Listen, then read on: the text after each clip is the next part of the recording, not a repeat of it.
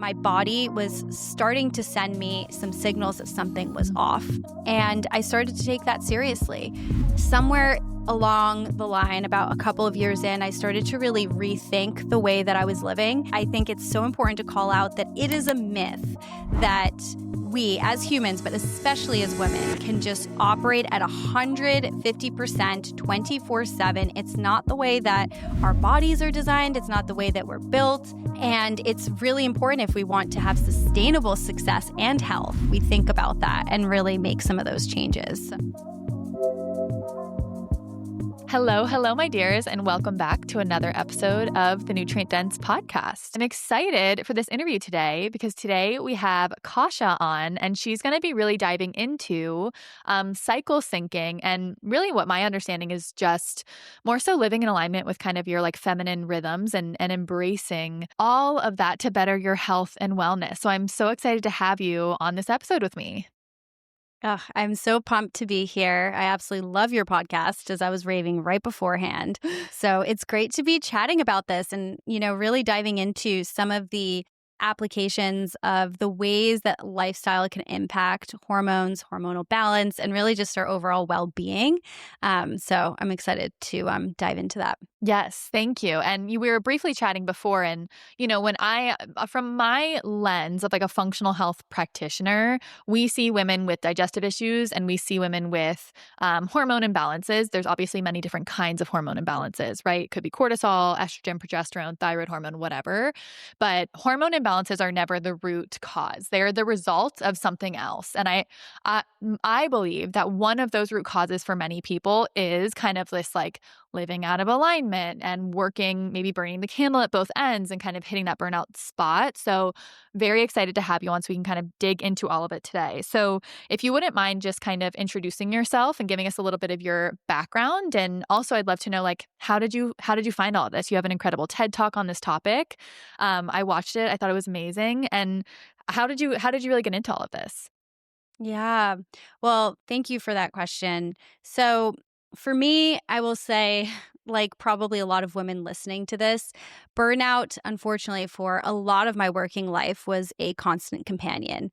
I graduated from college and hit the ground running, kind of wanting to climb the corporate ladder. I came from a family family of immigrants, but really from like a middle to lower middle class kind of lifestyle. And it was really important for me to become successful, to really like stand on my 2 feet.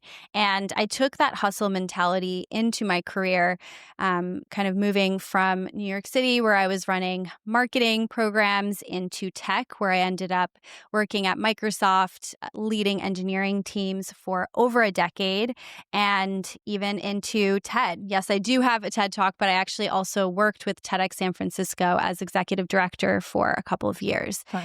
And even though on paper you could see some of the things that I accomplished and, they were the milestones that I wanted to hit, every single accolade drew me further into a state of imbalance with my health. And I wish I could say that it was like one rock bottom that brought me to where I am now, and I saw what I was doing to my body and I was just able to fix it with that revelation. But unfortunately, it didn't really look like that. I spent over 12 years kind of cycling between highs in my career and lows in my health, from debilitating eczema flares, which we talked about last week when you were on my podcast, through to hormonal imbalances. I have horrible, debilitating period pains. I was diagnosed with endometriosis, and it felt really frustrating because even though I was doing everything that quote unquote would make me successful, I didn't quite realize the toll that it was having on my body. And so, over a decade of climbing the ladder, pushing through with coffee and really like mind over matter kind of mentality, until ultimately the burnout was just too crippling. In 2021, I had gone through over a year of like a full body eczema breakout that was really difficult to cure. I was being pumped with steroids, which is the routine treatment to kind of bring it under control. And there was a moment where I was supposed to go on prednisone, like a shot of prednisone. And I just saw like my cortisone intake, which is kind of what they give you to bring down some of the inflammation. I saw that just increasing month over month over month, and it felt like it was just a never-ending battle. Mhm. And it was then that I started to realize that, hey, you know what? My body was starting to send me some signals that something was Mhm. off. And I started to take that seriously. Um, it obviously affected my mental health at the same time. And I decided, at the end of that year that I would leave my director level position at Microsoft. I would jump into a Chinese medicine program, kind of pivot my career into something that has always interested me, and that all of my problems would be solved, right? Long story short, that wasn't the case. Mm. I took all of the same habits that had made me successful in corporate, and I applied it straight into my grad school program. And it wasn't until I was a couple of years in that I really started to rethink what I was doing, because even though I was in a situation, in an environment that was celebrating and emphasizing balance and kind of the yin and yang of things, that Tai Chi symbol that shows, how important it is to balance energy with rest, which is a core principle of cycle syncing. Even though I was in that environment, I was still perpetuating the same habits that landed me in the height of my burnout in the first place. And I continued struggling with my health. And so somewhere along the line, about a couple of years in, I started to really rethink the way that I was living. And that is when I became introduced to cycle syncing and the concept of really not just aligning our bodies and our lifestyle with what's happening kind of hormonally, but the impact that can have on our creativity, on our well-being, on our health, on our relationships. And once I started to apply some of those principles, there was really no turning back. So, yeah. Yeah, amazing. I mean, I know that obviously very difficult, right? Like living through all of that. And so many of us kind of have to get to that point before it's like something really needs to change here. And I feel like this always comes up on my podcast because I'm interviewing people that are doing amazing things in the world, and it's like they've usually hit that point themselves, and that's how they got into all of this, right? And it's kind of like human nature to keep going until it gets bad enough to the point where like you literally can't go anymore. But I think you said something that kind of like grabbed my attention, which was your body was really sending you signals that something was off. And I think that is so incredibly important for everyone listening to really hear, like really deeply hear and let that sink in. Because especially the clients and most people that listen to this podcast, like are dealing with health issues, right? And I think so often we can go to just like try to put on the steroids, right? Or it's like symptom suppress and slap the thing on. Or that can be natural too, right? We could be doing natural anti-inflammatories and supplements and all of that. But it's like, where are we out of alignment, and where are our habits just like not supporting a healthy life overall? And it sounds like you kind of learned that, learn to really listen to that and hear that and dig into that, with a couple twists and turns in there. Yeah, yeah. I so appreciate you kind of calling that out. And I think that the the challenge really is that our society isn't by default going to celebrate Mhm. the conscious choices that we will choose, hopefully, to make for ourselves to bring our lives into balance, to prioritize our health. By default, the way that the quote unquote machine is rigged is for more productivity, for more output. And so it is a really difficult thing to do, but I think it's so important to call out that it is a myth that we as humans, but especially as women, can just operate at 150% 24/7. It's not the way that our bodies are designed. It's not the way that we're built. And it's really important if we want to have sustainable success and health that we think about that and really make some of those changes. So I really appreciate you calling that out.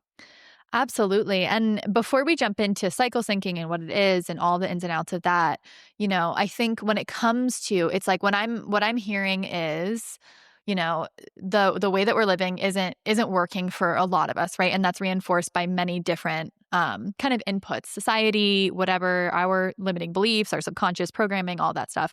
And then it's kind of like, well, what's keeping us from making changes? It's like you notice that you got to that place of burnout, and then like you kind of like hit it again, and then you entered the grad program, and then you hit it again, right? So it's like, what is underneath that? Like, why is it so difficult to change these patterns? The first thing that comes up for me is just fear, right? Like, what does it mean if I slow down? What does it mean if I pivot here? Can you speak to that a little bit?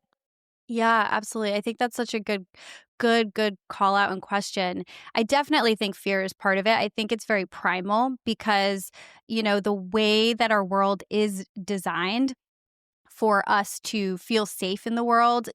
We do live, especially in the West, in like a very individualistic culture. And that is very conducive to creativity and autonomy and creating the life that you want. However, for a lot of us, we don't have like a safety net by default built in. And so I want to really name that it is very natural to feel like if we slow down, if we take our foot off the gas, that we will lose everything. And I think that was like a very, very real fear.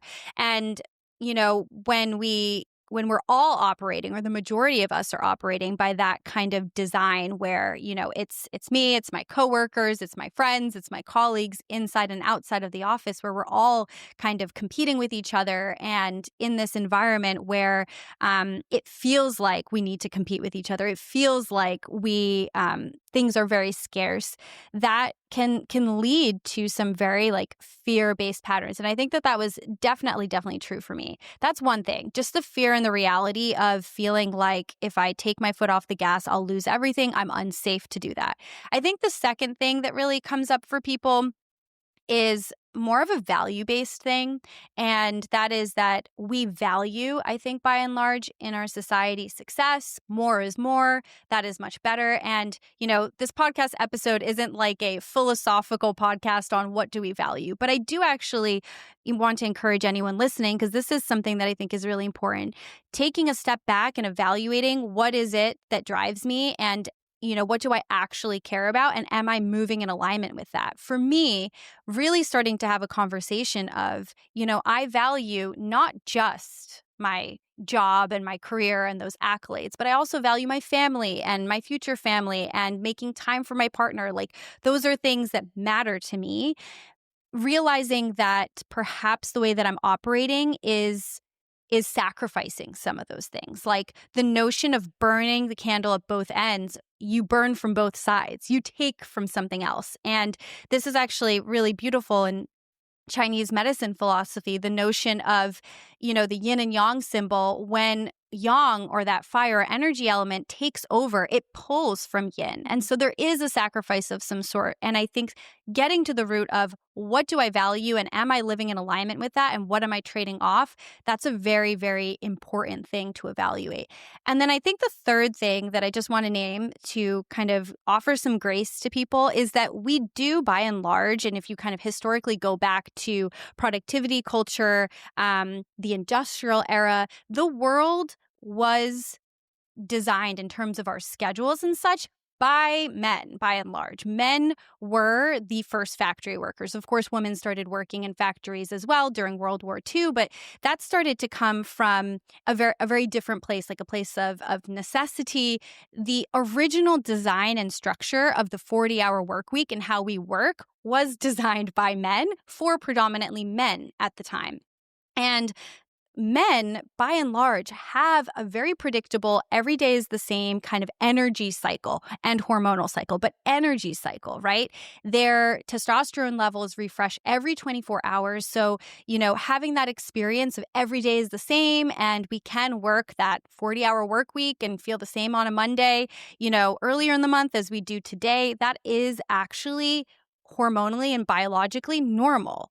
And women are just different. And yet we haven't yet as a society evolved cultural norms to support that. And I name that because yes, the fear is true. Yes, the kind of value structures is very true. But also, if we want to make changes to the way that we work and create a different kind of societal structure, we have to name that as we have more women coming into the workplace, the way that we think about work and rest and balance needs to be very different. It needs to support women and in all their phases of their lives.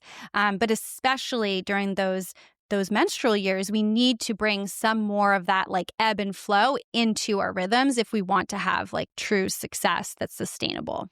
Absolutely. I could go off on so many tangents here with what you said. I'm like, yes, yes, yes. Like I want to hit on so much. But two things that I wanna say are first thing is like I think it's also really important to understand that there's nothing wrong with that. That doesn't make us weaker. That doesn't make us less capable of doing XYZ. There's nothing wrong with that, right? Like it just is what it is. And I'm sure you can speak to this, but my opinion is like during those like menstrual days, like my intuition is much more heightened. Like I can access things that maybe I couldn't quite access. Like I can take two steps forward with like less energy because I'm more kind of like in tune, if that makes sense. So there's Mm-hmm. like strengths and they're kind of like in and out, right? Like they're weaving through. It's a little Yes. different throughout the month. So I think that's important to just name. It's not like wrong or weak or just because men don't necessarily understand it, even though they should learn. Like it doesn't make us any, we're different, yes, but it's not like we aren't as good or whatever. And then the other thing I just wanted to name was just like something that I try to come back to quite regularly. And I want to offer this to the listeners just in case it lands with them. Because I have a tendency, like I am type A. If you're into astrology, I have 6 Capricorn Same girl. placements. Like I Capricorn through and through. Same. really, I'm like, you want to hit some Yes, burnout? actually. Like I mean, I can go and I can push. And I've really had to learn like, and then is reinforced, just like you said, right? So, and then the goals get bigger. So like even this year in my business, I'm like, okay, because we had our biggest year in business last year. And then this year, which just means we're helping more people, which is like phenomenal, right? So then I'm like, okay, well, maybe we can do it bigger. And then I'm like, where is this coming from? Like, because I also don't want to burn out my team and I also don't want to burn out myself. Like it's like finding the balance. But what I want to offer the listeners is just like, what does success look like for me? And spend some time journaling about that and asking yourself, because when I really get quiet about that, I kind of already have it. Like, and I actually want like a little bit more like rest and I want to like go to acupuncture. Like it's not hitting $10 million really, and that's cool if that is your goal. But it's like, what does success really truly look like for me? And if you really write that down, you probably already have a lot of it. So you don't have to chase a lot, So true. So and true. Oh my just gosh, I get love that. clear. Like get clear on that so you're not chasing something in the wrong direction and really sitting in like what you have and all of that. So I just wanted to kind of offer that to everyone because we can chase the next milestone and then before we know it we're burnt out and we're like super unaligned and we're like, how did I get here, right? So but I want to jump into cycle syncing. So can you just explain to us like what is cycle syncing? And then I would also love to know like how do you actually use that in your life? Yeah. Okay. Great question. So I'm going to simplify it down for everybody and kind of zoom out and offer kind of a macro view, and then we can go a little bit more in depth. So I think the best way to, first of all, cycle syncing is really the art and the science because there is incredible research that is starting to back up some of what I'm about to share. But it's really the art and science of adjusting your lifestyle, your habits, some of your routines to align with your hormonal cycle. And I want to kind of echo what you shared earlier, which is that by doing that, we're just optimizing for Mm. the most productive, most creative, most joyful, most kind of healthy versions of ourselves. We're not taking away. And I think I love that you name that. And we'll dive into actual examples of this, but there is more creative potential, more productive potential, more kind of health potential on the table that we are leaving to the wayside because we don't operate this way. And I feel very, very strongly about this. And I can hyperlink an article for you. I'll send it to you after this interview. But there's so much research that talks about the way that our brains change and evolve over the course of our cycle, that we are, in fact, like more optimized for focused tasks towards the latter half of our cycle. Like researchers can actually see the way that our brains change. And that's not just, that's just productivity thinking. It actually translates also into our bodies. There are certain times of month, and I'll get into this, but there are certain times of month where we can experience more strength gains if we're trying to build muscle versus we can experience a higher likelihood of being injured during certain times of month. So this is why it makes sense for us to adjust things like our workouts and our work habits to align with that. So that's really the high level of what cycle syncing is. But just to kind of give everyone a lay of the land before we dive into every single phase, cycle syncing for our individual cycle, which, takes place every 28 days or so. It might be a little bit longer for some, a little bit shorter for some, but from day one of our period until the next time that we bleed, we really, as women, experience almost like an entire seasonal cycle. And you mentioned that you live on the East Coast, so you are very fortunate to experience, kind of winter, spring, summer, fall, and kind of that cycle repeating in nature. We are, as women, experiencing that within our bodies, to kind of simplify that. And so from, the rest that you experience in winter to the budding energy and budding creativity you experience in spring to that blossom of energy that happens in summer, which is around our ovulation time, to things starting to taper down and that harvesting and preparing for winter again, we energetically have the same experience. And I can get into every single phase, but I just want to kind of pause there and like set the stage that those 4 phases, which are very much correlated with hormonal changes in our bodies, they impact, not adjust, but they impact our energy, they impact our intuition, they impact how we feel called to be more creative during certain times or experience more focus during other times. And so it's really kind of that seasonal change is happening in our bodies. Yeah. Yeah, I think that's a really good way for people to kind of understand it, right? Like conceptualize it. And it's interesting. I'm Yeah. thinking of like the winter, and I hate the winter. And I Yeah. which is like pretty right on par with everything else that I've been saying. But it's interesting because it's like even though we're going through winter, like just kind of equating it to the seasons or relating it, I guess. It's like during the winter, we're having our own little cycles as well. So it's like even during the winter, you can feel Yes. like I have more energy here and then I have less here. I can like embrace the winter a bit more and then kind of ebbing and flowing, which is Mm-hmm. interesting. So yeah, can you break down for us like a little bit about what is going on? When are we most energized? When is Yeah. the best time to do certain tasks and things like that? Yeah. So let's go through each phase. I think that'll be the easiest way to kind of begin. So your cycle really begins on day 1 of your full bleed. So if you have a bit of spotting right beforehand, the day that you have to take action is actually the start of your new cycle. So that's a really great way to think about it. From a seasonal point of view, that is your quote unquote inner winter. This is the time when your energy will be the lowest, but your intuition is actually quite high. So a lot of women will share that they have like bursts of clarity come through. This is a great time for like reflection, for planning. And I'll go through like productivity, workouts, food to kind of give people a lay of the land. But from a kind of energetic standpoint, because you're feeling so much lower in energy, this is also when estrogen and progesterone are quite low in your body. This is a really good time for rest, which is also kind of from a seasonal point of view, what we encourage people to do during winter. But that rest and the hibernation and that time of reflection is actually very powerful for shifting what you do next.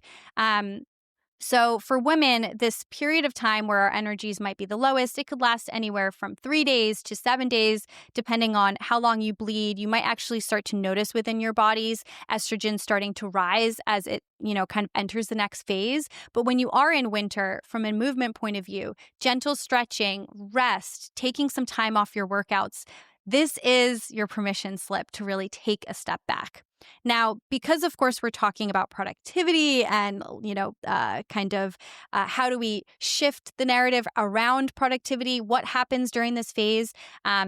This is something from a productivity standpoint. This is a really powerful time to reevaluate for planning for the next phase, for kind of cleaning up, toning down. This is not the time to be extremely outwardly facing if you need to be. And I'll actually share some examples because I don't know if I mentioned this before the call, but we've been hosting a series of workshops with corporate organizations and like practically giving them tips into what to do from a productivity standpoint. And so, if you are somebody who is working with clients, we actually have sales executives that have been practicing cycle syncing and increasing their results by doing this. Even though it can be a little bit scary to think about taking a step back during this winter phase, the menstrual phase of your cycle, which is that first phase, it is actually such a powerful time to shift gears, to, kind of clean up your inbox, to plan for your next round of outreach. And sales executives through to engineering leads have reported greater productivity by taking that time to pull in and hibernate and build up restores for the next phase, if that makes sense. So Love that. that's really inner winter. So from a movement point of view, rest, stretch, be easeful with your body. From a food point of view, warm, nourishing foods. Kind of think the foods that you consume during winter. I'm sure you could give everyone even more detailed tips into that. But from a productivity point, it's really reflecting, cleaning up, restoring, for the next phase to come. And that can be for a very short period of time. It might be a little bit extended. It can be as simple as moving your meeting from Friday, when you know you're going to start bleeding, to Monday. And you will feel such different energetic results in your body and also in how you present to your clients. So I want to start with that. So that's the very first phase, the menstrual phase. Yeah, that's beautiful. And I mean, we can feel it, right? We can feel it intuitively. Like sometimes I'll get stuck where I'm like traveling and I'm like recording podcasts in person and I'm like, or I'm like speaking on a stage and I'm like day one and I'm like, how did this happen? This should not be happening. But it can feel a little tricky, that's why I would love to know how you really implement it like in your life. Yes. Because sometimes Okay, it's so like I I'm stuck actually want to there. name that. Yeah. I want to speak to that for a minute because a lot of people, might be in a situation where either they do work for themselves and they have that flexibility, or they do work for themselves and it's impossible because, hey, you're speaking on a stage and Mhm. that's an opportunity you can't toss up. Or you might work for somebody else and there might be some there might be like a team offsite happening that week. This is why I think it's so important to think about your life holistically, which is if you do have to push a little bit harder than your body might want to give during that time, this is definitely the time to scale back on everything else. It means Mhm. don't push yourself for that 5 a.m. boot class. Definitely do not, boot camp class, definitely do not do that during the menstrual phase. And think about the foods that you're consuming, warm, nourishing foods during that time, and just taking more rest in every other area. And so just to speak practically to this for a second, there are things within my business that I can control. There are things that I can't control. I adjust when I'm available for podcast interviews around my cycle. And I definitely Great. do honor that. And I honor some downtime during my menstrual phase. I also will avoid as much as I can, some high profile client meetings during this time. But I allow for a little bit more ease. But sometimes life happens and there is something that needs to happen during that time. And that's where really thinking about the rest of your life and adjusting for that can be really, really powerful. Yeah. Yeah. I love that. And kind of just understanding that it doesn't need to be perfect. Cause yeah, I mean, there are times when you can totally do it. And there's times where it's like, I flew to California, I can't reschedule this, And it's just the 100%. timing of the thing. It's the timing of the event and it's really out of my control. And that's when I'm like, wow, women are really superhuman. Here I am, I'm like, people just have no idea, but I'm so tired. I'm feeling really tired. I'm feeling like Yeah. I don't really have the capacity for this. I'm fine, but I'm wishing that it wasn't on this day, So I Right. I think it is good. Oh yeah, I'm no workout. I'm no workout that day. I'm eating warming, grounding foods. I'm getting into bed sooner. I mean, that's kind of how I implement it. Yeah, 100%. I Yeah. think that's perfect. And, for me, for example, like back in the days or even now, because I still do consult in tech to some capacity. So I am a fractional product lead. And if I have an offsite that day, like I will be present for the, workshops and then I won't go to happy hour, and I Mhm. think that's totally cool. So luckily, this phase is only one of the phases. Mhm. And also, if you've been honoring your body for past cycles, you will notice that you will have more resilience built up to handle those one-off moments. So I just want to name that. But, this is just one out of 4 phases in our cycle. And so I want to kind of move on to the next phase, which is that inner spring. This is known as quote unquote the follicular phase, kind of more technically in cycle syncing. This is where our hormones are starting to rise. So our estrogen is starting to rise as we prepare for ovulation. This is a very, very creative time, Mm. kind of similar to spring season here in the world where we experience the budding flowers, like things are blooming. This is a very powerful time from a productivity point to think about prototyping, creative ventures, really sitting to write down that outline of the book, to start to reach out to clients, to take action on some of those creative ideas, really lean into it. And, this season is one of the seasons that I love to use as an example of once you start practicing cycle syncing, you'll notice this creative energy come through so much stronger. Like when we are ignoring our cycle, creative energy might actually feel quite dampened for the first few cycles that you practice cycle syncing. But over time, this creative energy starts to build up.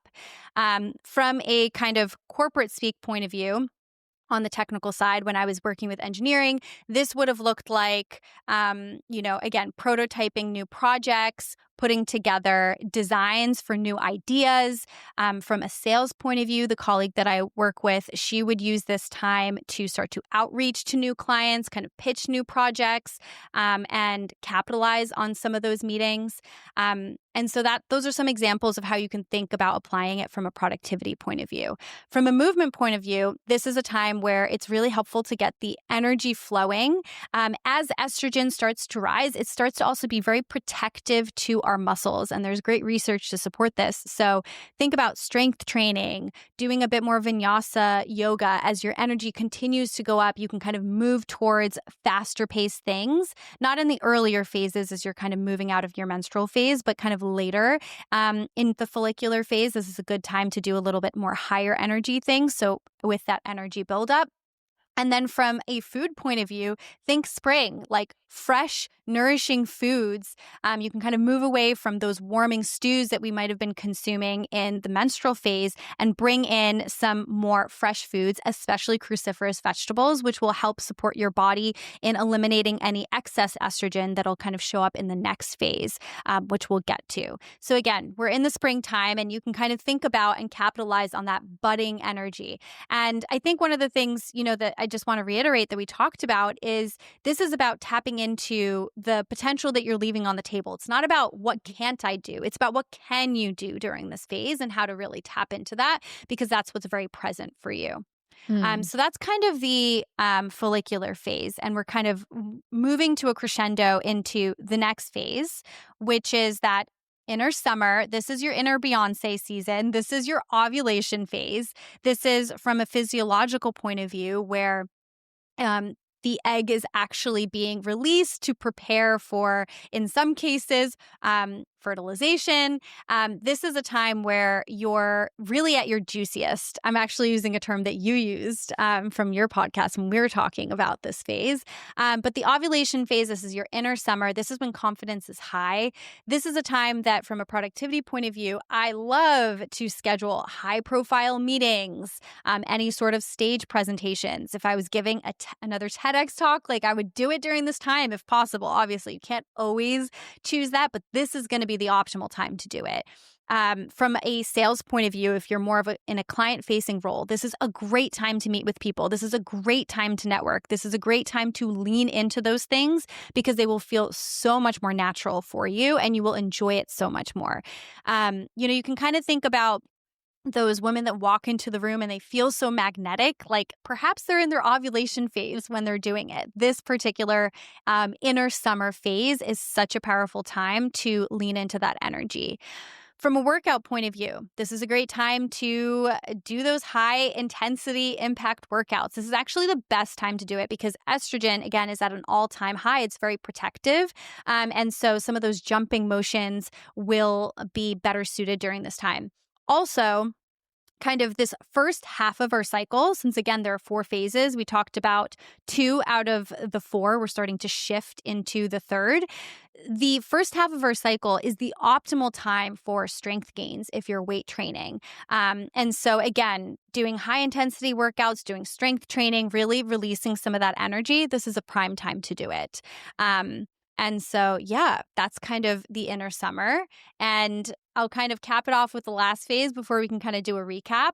But the last phase is, again, that inner autumn, kind of going seasonally. This is your luteal phase. Again, luteal phase is really interesting because I kind of like to split it into the first half of your luteal phase versus the second half. This is the final phase before you start a cycle again. In the first half of your luteal phase, you might notice yourself still having some of that energy from the inner summer, the ovulatory phase. During this time, estrogen starts to decline. It might have like a second bump before it fully declines for your menstruation. But this is also a time where progesterone starts to rise, and we really want to support that. Now, which you so eloquently talked about on my podcast, some of the things that work kind of against the production of progesterone is cortisol and the stress hormone. And so when we think about things like how do I adjust my workouts or my productivity during this phase, it's so important to really start to give yourself some grace for the dwindling of the energy, where you might kind of notice that kind of halfway through your luteal phase, and to really honor that. Going to your high intensity HIIT classes in the later half of your luteal phase, pushing through kind of your work day, doing the 15-hour work day, like this may not be the optimal time to do it. Like obviously life happens, but our brains during this time are actually optimized for things like focus tasked, deep work. You might notice that you actually have a bit more focus during this time. And so how can you capitalize on that? To be very practical, when I work with engineers or if I'm kind of working on any sort of product development during this time, this is a time where I'm going back and cleaning up kind of our backlog of tasks that engineering is going to take on. I'm kind of clearing out the inbox. I'm kind of wrapping up my to-do list during this time. This is not the time that I typically will put myself on a whole bunch of podcasts if I can help it, especially in the latter half, because my energy is really starting to go down and I can feel it. On the flip side, though, one of the things that a lot of people may notice is that with that decline in energy and that dip, a lot of women may notice some PMS-like symptoms showing up during this time. And this is usually a very difficult phase for a lot of women, the luteal phase, because some of those symptoms, the sore breasts, the bloating, the negative self-talk become very, very loud during this time. And I have actually started to rephrase this for myself that, again, with the dip in energy comes a rise of intuition. And in this case, it's showing up in the form of some shadowy parts that need attention. And if you turn towards those parts instead of away, you will notice that some of the things that become so loud over time will become a bit more integrated. And so I actually use this luteal phase as a gift to kind of have a bit more of that reflective energy come through and lean into that instead of away. So that's kind of like a summary of all 4 phases. I think from a workout point of view for the luteal phase, I just want to kind of name that slowing down with slow strength training, sculpt, really kind of leaning into perhaps some yin yoga towards the end of this phase is a really nourishing way to take care of yourself. And then thinking about foods that you might eat during Thanksgiving, for example, is a really good way to think about food in a very simple way. Women need more calories during this time in order to energetically support some of what's happening in their bodies. So nourishing your body with kind of complex carbs and also some protein to stay satiated will be really very nourishing. Okay, I think I broke it all down. I mean, I took us on a journey of the season, so I'm going to pause here for a second. Yeah, I think it's so beautiful. The thing that keeps coming to my mind is, can you imagine if the world operated like this? Like Oh my if gosh. women had structures like in like the workplace, We're working on it. you We're know, that working like on it. actually took Like all of this into consideration. I mean, what an absolute game changer. Mhm. It It would would be just great. be It would be it'd be great. amazing. Yeah, and what's also coming up for me is like if if you, like, really allow yourself to listen to your body, you're gonna feel this. Like, you're gonna feel these shifts, and you're gonna feel your body's gonna lean towards these things anyway. Like, I can feel it, like, without checking my, period tracker or whatever, because I, like, cycle sync, and I take a look at where I'm at. Um, I'm like, "I've gotta be deep luteal. I think I'm deep luteal." I'm like, once it hits day Oh, 26, I'm yeah. like, I can feel it. And I think it's also a time I think the shadow work piece is so beautiful to name, and also just, like, if I pass myself in the mirror or whatever and things look different, because you can just kind of feel it. I'm like, I'm like, Hannah, don't even take these thoughts as like real thoughts. Like, wait a couple days. The period's going to hit, and then like you're not even going to have these thoughts anymore. So I think it can be helpful to just like understand where you're at, because yeah, the negative self-talk kind of can come in a little bit towards the end of the cycle. 100%. And, it is so interesting actually. When you become aware of it like this, you also know that it's impermanent, which I think is Mhm. just so powerful Yes. to think about because when we're in it, it feels like it lasts forever. But also, there could be perhaps there's an opportunity for a rephrase or like a reframe, excuse me, there. I used to call my inner negative dialogue. She has a name. Her name is Jezebel. We love Jezebel now. And if that's your name out there, we love her. Okay. But, she used to be the one that would like be the negative voice of you're not doing enough or, oh my God, Mhm. look at you, you're gaining weight, like those types of narratives, Yeah. especially during that time.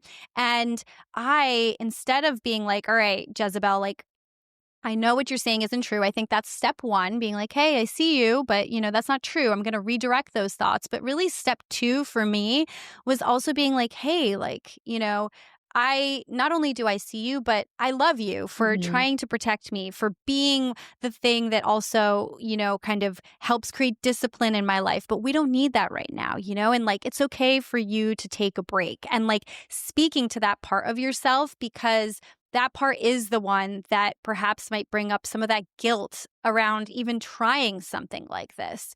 Mhm. And so Jezebel was very strong in the earlier phases, but over time she's toned down and she definitely still pops up, let me tell you. But, we love her. And I think, that is part of the journey of, loving every single phase that we're in and, really honoring the different versions of ourselves along the way.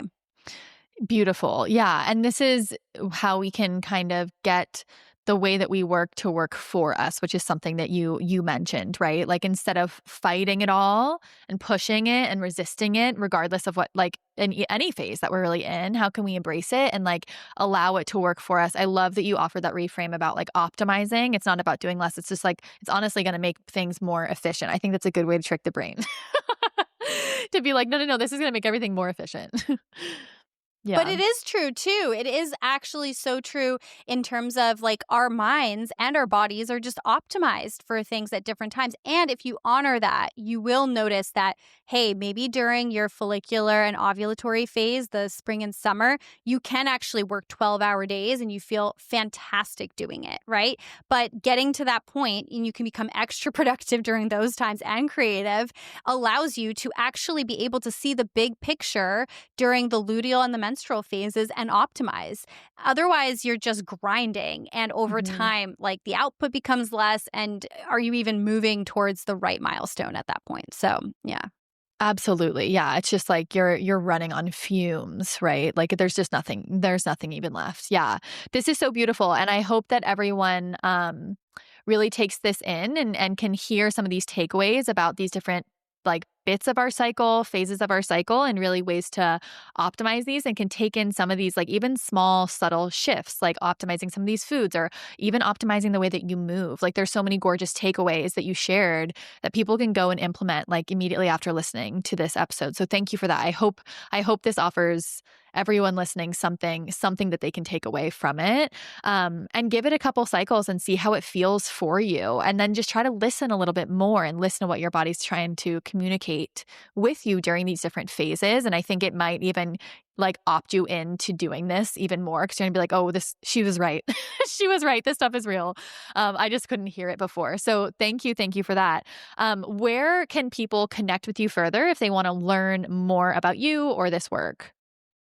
Yeah. So I host a podcast called The Other Way, and Hannah was an incredible guest, which I'm so excited for you all to check out her episode there because that was such a great conversation. I think that's the best way to connect. You can find me on, Instagram under The Other Way podcast and also on Substack. We're launching a Substack soon.